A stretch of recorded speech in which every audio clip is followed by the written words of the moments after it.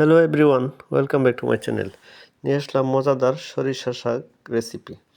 তো প্রথমেই আমি শাকগুলো সুন্দর করে কেটে নিয়েছি।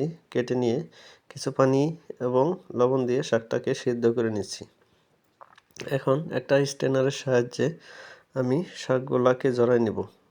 দেওয়ার পর দিয়ে দিচ্ছি একটা প্যান, দিয়ে দিলাম সয়াবিন তেল এবং দিয়ে দিলাম কিছু রসুন কুচি। আমি কিন্তু একবারে কুচি করিনি, হালকা মোটা মোটা করে রেখেছি। রসুনটা যখন ব্রাউন কালার করে ভাজা হয়ে যাবে এরকম, এই পর্যায়ে আমি অ্যাড করে দেব কাঁচামরিচ এবং পেঁয়াজ।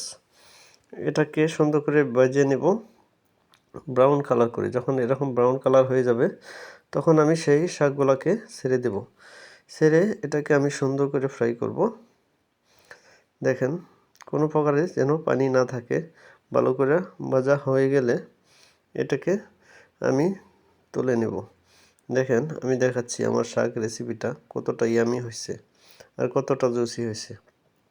আপনি এভাবে যদি শাক রান্না করেন, শাকের কিন্তু কোনো তিতা থাকবে না। অনেক সময় সরিষা শাক তিতা লাগে, তো এই পদ্ধতিটা ব্যবহার করবেন।